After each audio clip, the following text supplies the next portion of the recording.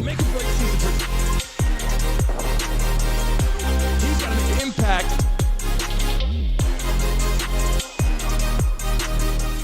Hey guys, welcome back to the show. Hope all of you are finally finishing some of your travels for the holidays. Obviously, the New Year's is here. We're going to dive in today. We're going to talk about the Eagles. Are they overrated? We're going to talk about the Jets, Browns, all the way down to even Steph Curry and Mark Cuban selling part of the Mavericks. Before I do that, let's bring in our co-host, the guy we love. We just found out that I look good in high def and he looks better in low def. Let's bring in Brent Chapman.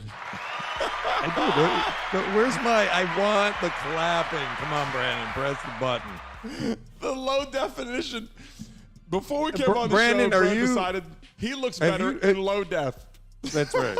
Brandon, have you taken down the Christmas deco yet, or is that still up around the house?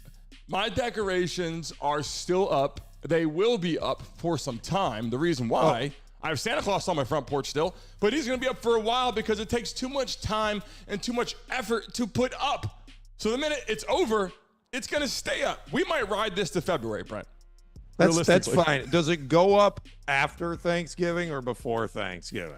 Listen, the goal for me now, having a family, like a is to go 4-month window. We had a tree up during Thanksgiving. Okay, all right. You want to get as much runway out of this. You get like a 4-month runway out of it. I got you. A lot of people watching this right now. We appreciate all you guys coming as we expand the show. Let's roll in right now, Brent. Listen, a lot of people are talking about the top teams in the league, and at this point, it's the Ravens, it's the 49ers, and people are even talking about the Bills and the Rams, but they're forgetting the Eagles, and I think they're saying they're overrated. And I don't know what you think about it, but when I watch, some of these games, they played well. I mean, obviously, they're playing the Giants here. The defense was great.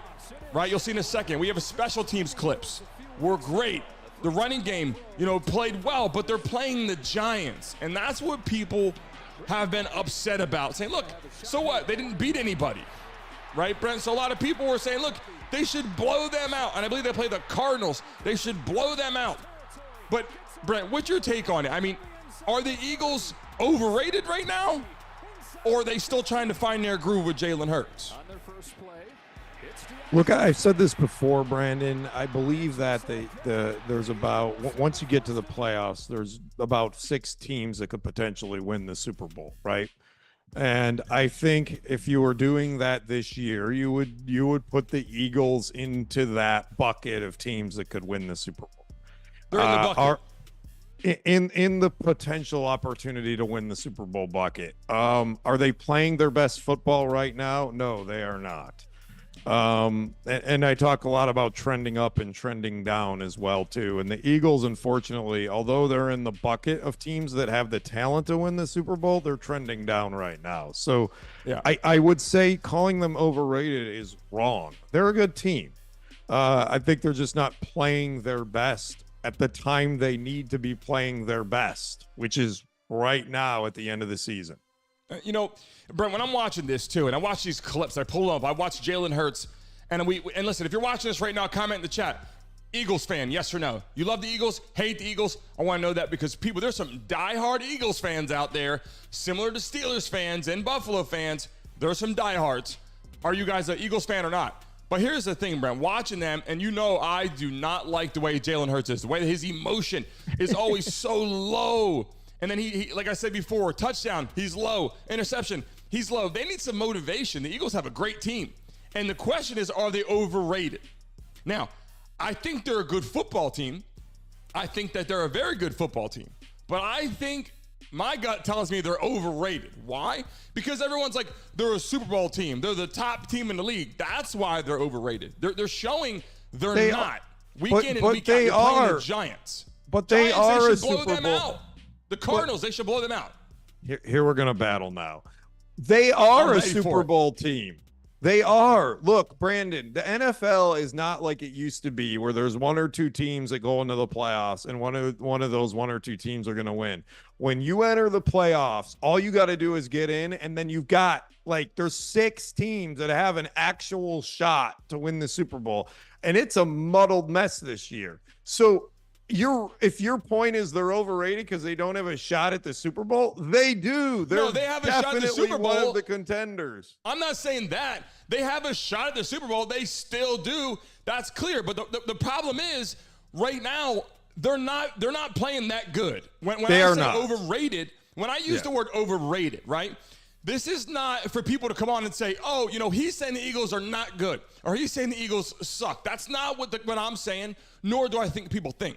What I'm saying right now is people's hopes for the Eagles and what's happened in reality is not consistent. So basically, you have a team that people are like, oh, they're excellent, they're great, they're Super Bowl. Yeah, they could potentially do that, but currently right now, watching their team, barely, like the Giants are not good.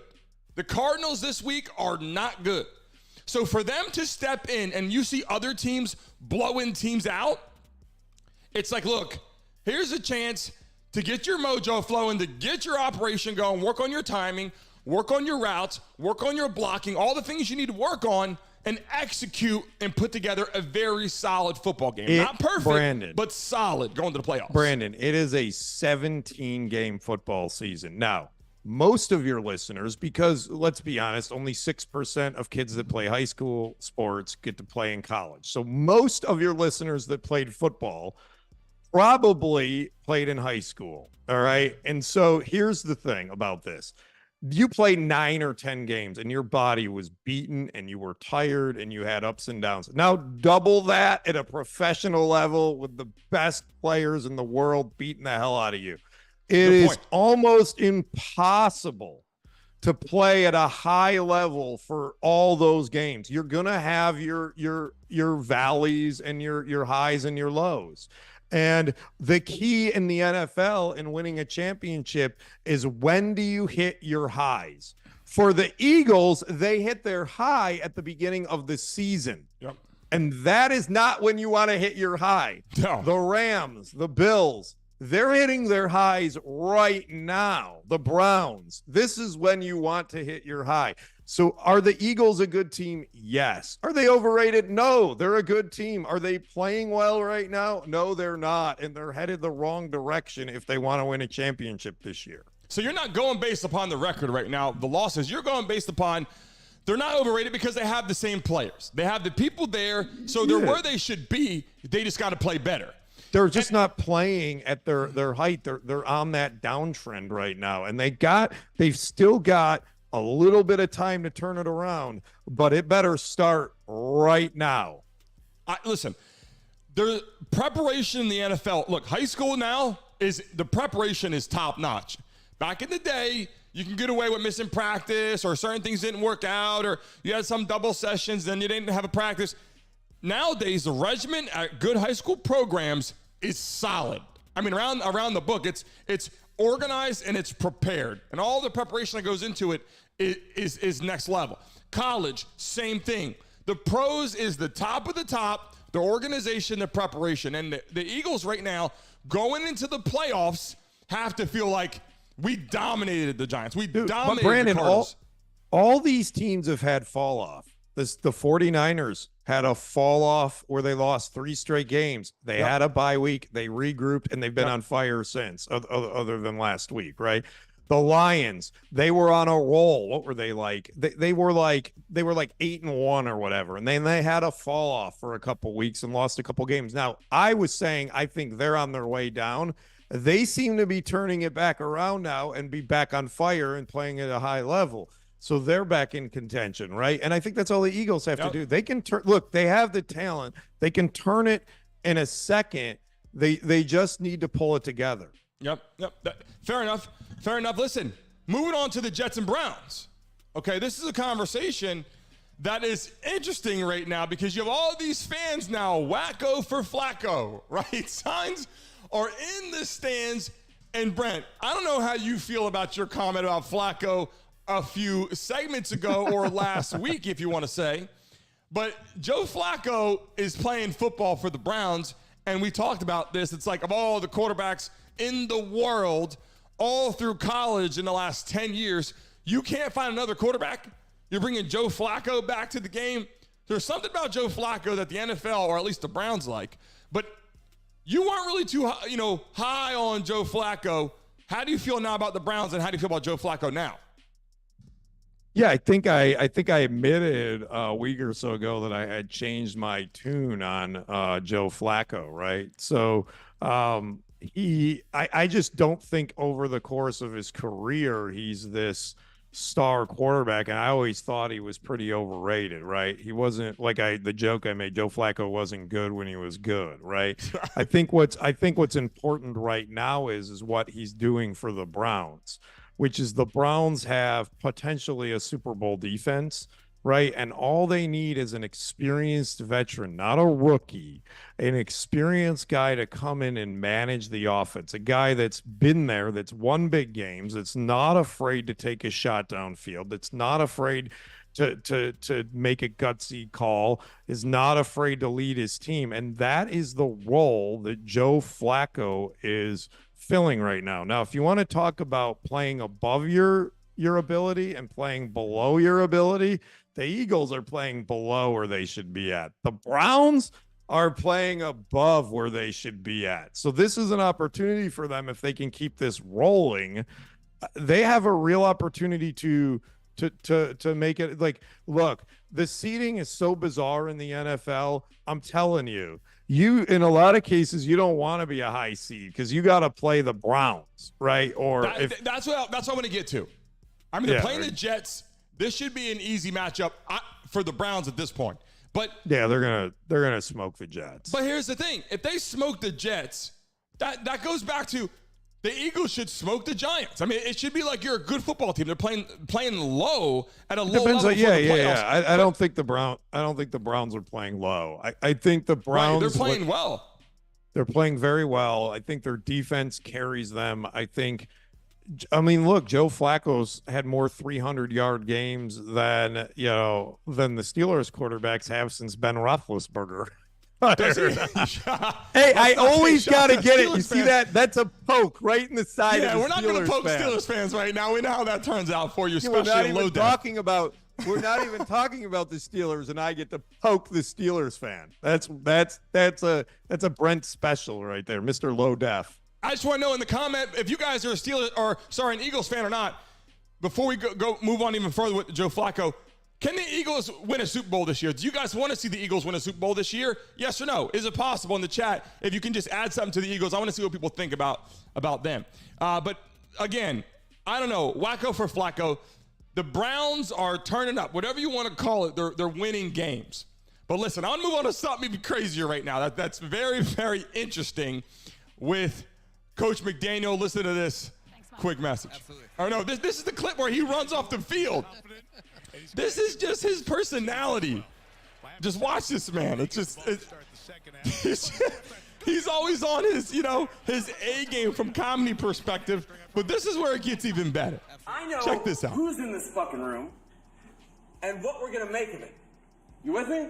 So we're gonna hit this, and if it's brutal, fuck yeah, bring that shit, okay? Because we're trying to do something today that other people won't. Let's just look at it straight in the eyes. It's pretty simple. We lost the game for 15 different reasons. And I have my hand fully in that shit, okay? Trash plan on my part against their zero. There's better shit than having This is just very, very interesting. Okay? Now, I'm looking on the side here, another monitor. Yeah, dude, this is like... I mean, honestly, I was watching this dude the other night, and I'm thinking to myself, he's like 5'8", $160, and he's out there. I was thinking about this, Brandon, when I was watching the game. These guys in the comments here, the loyal Brandon Mason followers are like, that kid hasn't ever taken a snap of football in his life. Do you think Mike McDaniel has ever taken a snap of football in his life? Mike McDaniel, for whatever reason, Coach McDaniel is so, when you're around him for a brief period of time, he's got a little jumpsuit on, he's running around, he's doing, it's like, I love the motivation, I love this young vibe. And all of a sudden, the quirkiness comes out, and then you're confused. You're like, he just flipped it up. And then you're like, this is the guy that his parents had a lot of money in high school and throw parties. and without the money that would never came to his house. Like that's kind of like the feeling I get. But when I watch him and his ability to lead this team, he's really giving it all he's got. And in that interview there, or in that little segment where he's, talking to the team, he's throwing F-bombs and all kind of, and he's like, listen, it's my fault. It's my effing fault. And this is what we're going to do. And then we're going to make this change. And, Tua, you shouldn't have to do that. I made a bad call. Like, I like that he takes ownership of those mistakes as a coach. And you have to, because Brent, a lot of people watching football, when they see a pass be thrown, you don't know whose fault it was. You'll say, oh, Tua's a bad quarterback. Or maybe the receiver ran the wrong route. Or maybe the coach gave a bad, told him, hey, here's the read. And you don't know what transpired. It's a team collective effort. So him in that little clip there, whoever recorded that is probably going to get, whoever recorded that and just uploaded it to the social media is probably getting in trouble. But, I mean, listen, Brent. There's actually there's a great one that just tell you how wacky this guy is. So at the game last week, they had Dan Marino there as an honorary captain. And so he was on the sidelines and Mike McDaniel was standing behind him. And you could hear Mike McDaniel on the hot mic saying, F your records, Dan. We're coming for your records, Dan. F you. It's bizarre. And they said afterwards, oh, he was just joking. Listen to it. He wasn't joking. He was like taunting Dan Marino. He's just a weird dude. Listen.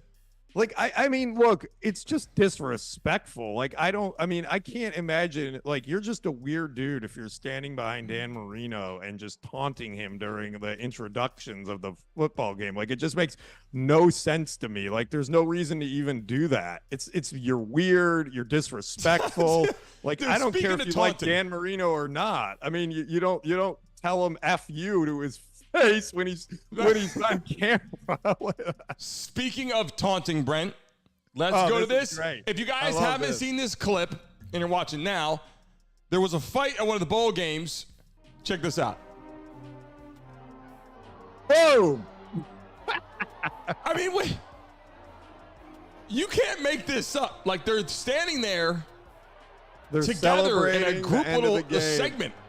Yeah, and the guy just runs across the field. The game's over. The other team is on the other side of the field, and he just bolts across and decks this guy in the back of the head.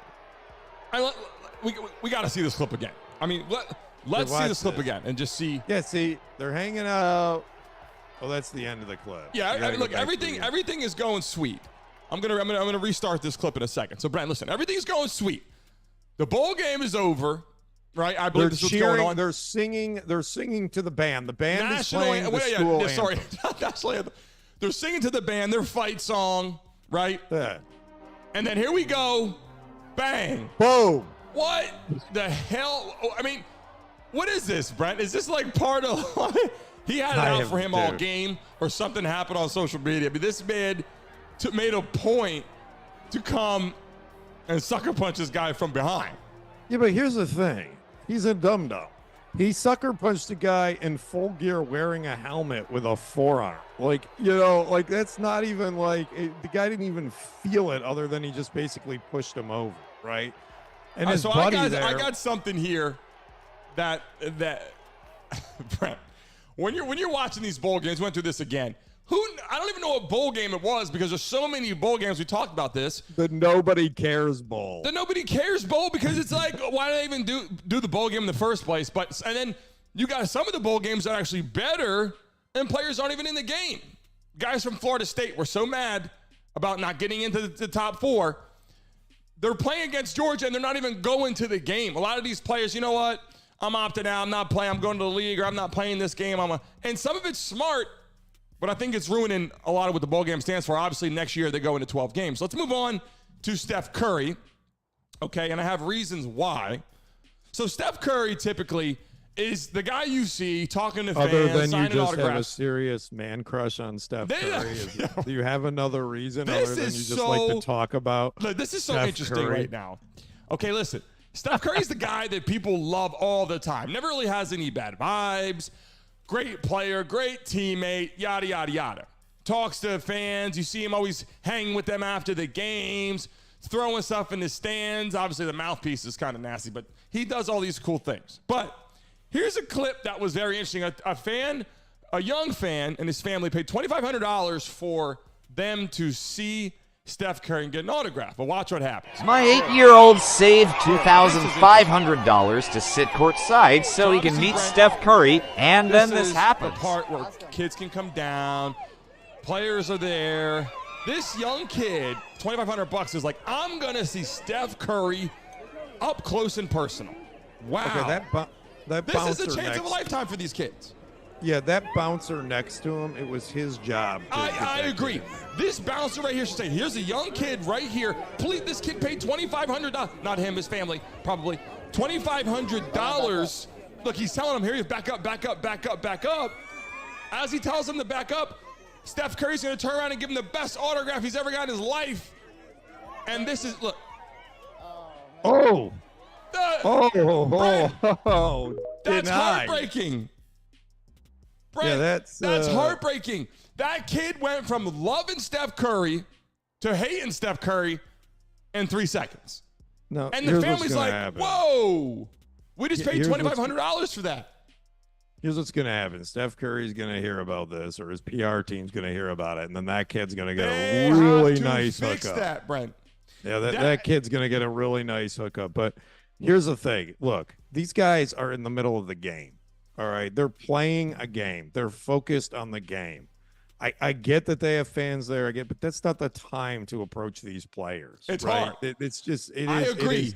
But $2,500, so, Brent. Look, Steph Curry is going to feel really bad about it, and he's probably going to take some blame that he shouldn't. His job is to play basketball, and somebody stepped into the middle of his job and said, hey, give me an autograph, and it's like, dude, bro, I'm like in the middle of the game, like. But the thing, here's the thing, anybody on the court, is it okay if I run out of the court during the middle of the game during a timeout and be like, hey, Steph, sign this for me?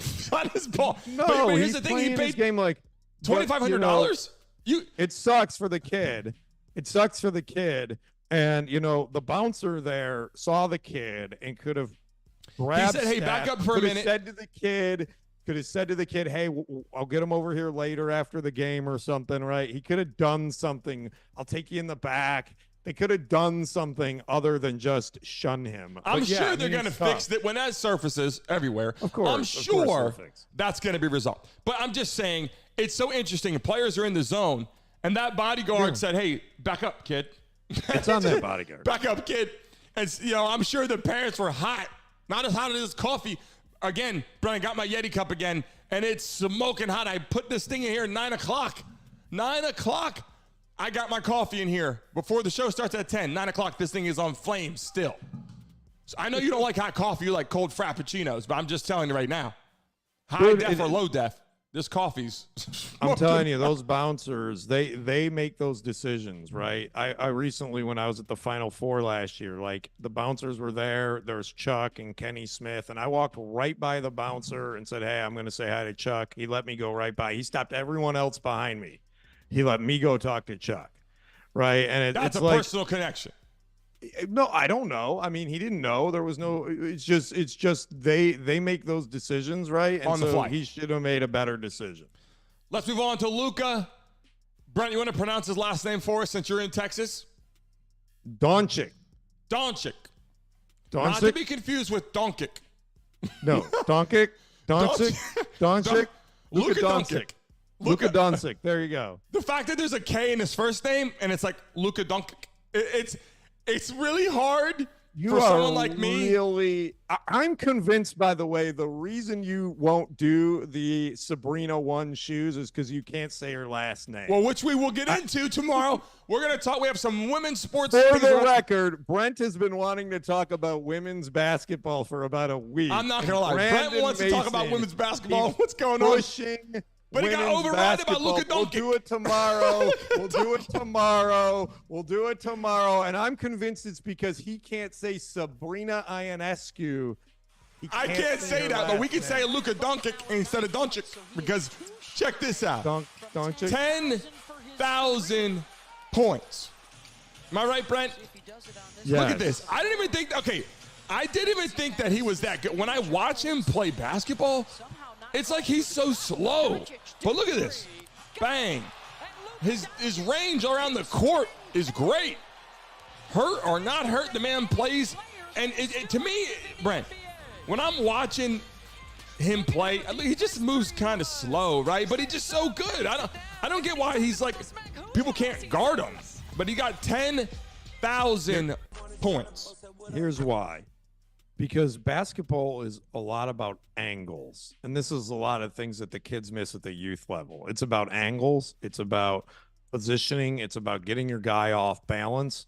And there's not a better guy in the NBA at that. So he doesn't need to run by you. It's not about athletic ability. He is a very skilled basketball player. And I guess you could call it master level at the things that separate players in the NBA. So that's why he's so good. So he is the 6th youngest player to eclipse 10,000 points behind LeBron James, Kevin Durant, Kobe Bryant, Carmelo Anthony, and Tracy McGrady. I didn't even know Carmelo Anthony was on the list. Yeah, Carmelo Anthony is awesome. He had a great career. He played in New York too. Career. I mean, here's the thing. He was in the media a lot too. But this man is in the media all the time. And I think it's because people are like, oh, is he really that good? And then he is that good. I mean, when you see him play, they beat the Lakers. You see him playing against all the top teams. Lakers weren't that good this year, but you know how it is. He put up 50 points on Christmas Day against the Suns. Now, by the way, I've got to say something about 50 points is so crazy, Brent, in the NBA. 50 points in the NBA. I mean, yeah.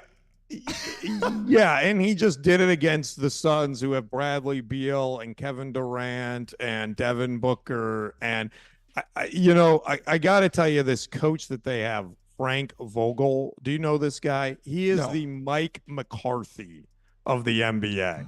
This guy has accomplished nothing, but he won an NBA championship with LeBron James, which is like winning a Super Bowl with Aaron Rodgers, right? Yep. And he gets this team, and literally, dude, he says the Big Four. He refers to the team as the Big Four.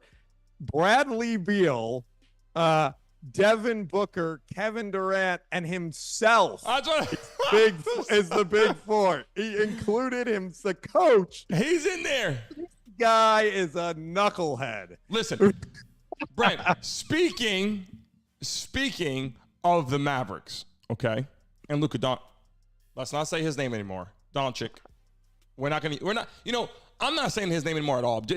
I just Luka. Just say Luka, bro. Now, Mark Cuban, okay, if this is correct, now is selling majority of the Dallas Mavericks. For you guys watching this, if you haven't or don't follow basketball, the owner of the Dallas Mavericks, Mark Cuban, which is the guy obviously you see all the time on Shark Tank, now is selling majority of his team to a family super heavily involved in the casino business in Las Vegas. Brent, what's her name?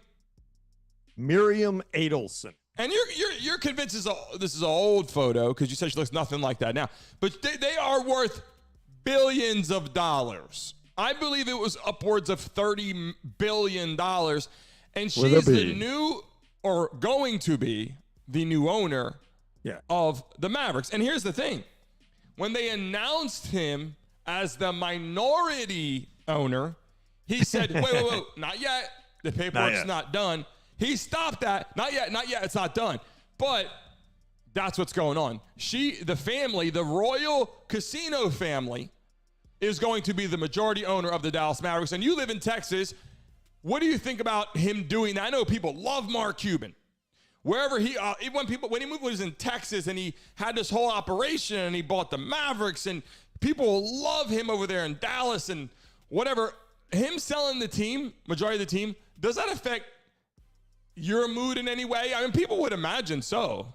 Look, I look at it from a couple different perspectives. One, if you're Mark Cuban, you bought the team for $200 million and sold it for $3.5 billion. So I think Wait, how much did he buy the team for? $225 million and sold it for $3.5 billion. When did he buy the team? 20 years ago, I think, roughly. So roughly, it's not like he bought it and flipped it the next day. But no, he's $200 part million of the growth of the league. Yeah, he said very clearly, all this money is going to my bank account, which I understand. No, he's a smart $3.5 billion is an amazing change from $200 million. Dude, from just a pure financial perspective, he's getting older. He's had fun. He's been part of the team for 20 years. Why leave that money soaked into the asset? Like, it's not worth anything till you cash out. So he's cashing out. He's still going to be involved in the team, but he's going to get $3.5 billion in his bank account. And still be an owner.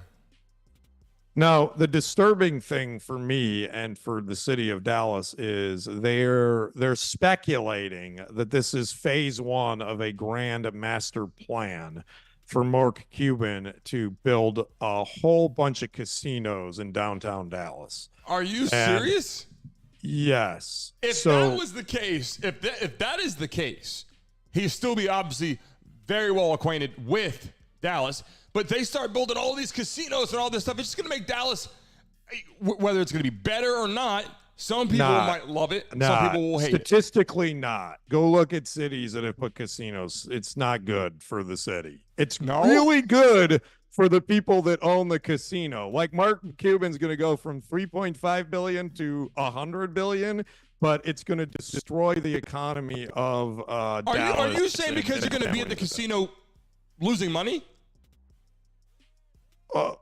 Dude, Miriam Adelson is not worth $33 billion because casinos lose money. Anyone that thinks that they win gambling is delusional. No, but what I'm saying is, are you saying, I know the casino's going to make money. Are you saying because of that, the city is going to be losing so much money to the casinos? What happens is, and this is, there's been tons of research on this. What it does is it breaks up families. It causes poverty. It increases crime. No, the general economy, it increases because businesses around more people come into the casino, but it degrades the people living in the general area. That's the problem with the casino. Is it definitely creates a huge economic benefit for the city, but it ruins the lifestyle for the people that live in the city. And that's the downside of casinos, right? And this master plan is supposed to come into effect, obviously, when he gets $3.5 billion, things are going to start moving in the direction. Well, I mean, I think if it's true, if these rumors are true that he wants to do this, I mean, I think it makes sense that he just brought the largest shareholder of the Sands Corporation into Dallas, because now, and part of that rumor is they'll build a new stadium into the casino district. So they'll create there's a whole area of land off the Trinity River where you could build a whole casino district, and you could build a new stadium, and you could do all that. So Mark Cuban is a really smart guy, and I don't think, I could be wrong, but he's about 17 moves ahead of everyone else. Yeah. So unless he's really just saying, I'm going to take my money and go home and go live off the rest of my life in a fancy and have a nice life with his family and just kind of disconnect from everything, unless it's either that or the casino rumor is true. It's one of those two, and it's like, I really hope Mark is just taking his 3.5 and go run for president or something, Mark. I think you should do that. Know. Let's move on, guys. It's a part of the show where you'll be able to call in on Friday. Everything is set up now. You'll be able to call in as we're talking live, and we invite more people on here. It'd be great. You'll be able to call in, click the link, and talk live on the show. We got your volume set up right here. As soon as you call in, you can give all your messages on all topics and say whatever you want to say, whether it's about the Eagles, the Jets, coaching, or Mark Cuban, whatever you want to say, what's on the hit list, or add something to the show. Brent, thanks for giving your input on that, because a lot of people didn't know that, including myself, about the casino conversation. But I really do appreciate you for coming on today, Brent. And you can look forward to seeing us again tomorrow, because we're every day, Monday through Friday at 10 o'clock to 10:30. Brent, thanks for having you on the show today. Thank you, Brandon. And I think I've just been motivated. I'm going to start the local Mark Cuban for president. Yeah, I think you should do it.